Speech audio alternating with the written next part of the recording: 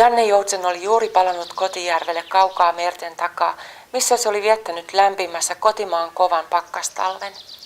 Kotijärven tyyni pinta ja rantaruohikon tuoksu hyväilivät sen nuorta keltaista nokkaa. Luonto oli täynnä palaavien muuttolintujen iloista viserrystä.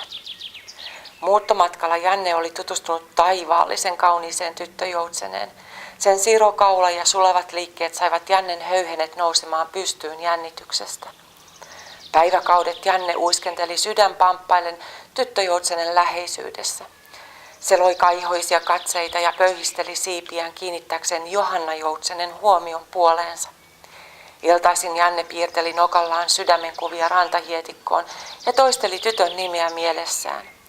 Aamuisin herätessään Jannen ensimmäinen ajatus oli Johanna Joutsen. Kaikista Jannen hiljaisista hurmaamisyrityksistä huolimatta Johanna kohteli sitä kuin ilmaa. Janne ei edelleenkään uskaltanut mennä juttelemaan ja tunsi itsensä todelliseksi pelkuriksi. Iltaisin se huijelsi ikävänsä laskevan auringon kajossa. Eräänä aamuna Janne heräsi päättäväisenä. Tänään se aikoi kerätä rohkeutensa ja mennä juttelemaan Johannan kanssa. Se suki sulkansa ja ui uljaana Johannan kotilahdelle. Päästyään lahdelle se näki kauhean lamaannuttavan näyn. Johanna keimaili naapurin nuoren poikajoutsenen kanssa.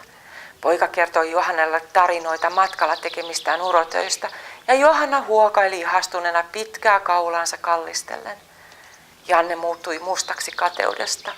Johanna oli selvästi rakastunut kerskailevaan pöyhistelijään. Jannen sydän itki elefantin kyyneleitä. Janne uiskenteli alakuloisena järven rantoja pitkin päivästä toiseen, kunnes eräänä sateisena päivänä se joutui keskelle kovaa ukonilmaa. Taivas välkehti valkoisena salamoista ja ilman täytti valtava ukkosen jyrinä. Järven selällä Janne näki 2 joutsenta, joista toinen rapikoi kovaäänisesti sähisten ja peloissaan ukkosta karkuun. Janne ui lähemmäksi ja tunnisti yksin jääneen joutsenen Johannaksi. Janne ui Johannan luokse ja rauhoittavasti äänellen saatteli sen kotirantaan. Ukkosta painut joutsen oli kerskaileva poikajoutsen.